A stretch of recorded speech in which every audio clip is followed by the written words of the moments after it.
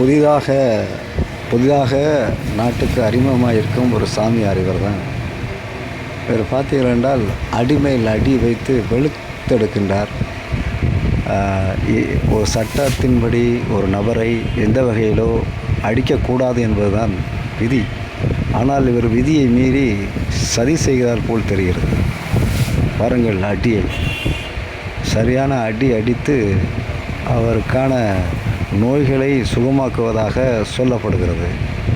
ஆனால் சட்டத்தின்படி அடிப்பது மிக தவறாகும். ஆனால் பாருங்கள், மக்கள் அதையும் நம்பி அவரிடம் அடி வாங்கி கொண்டு இருப்பார்.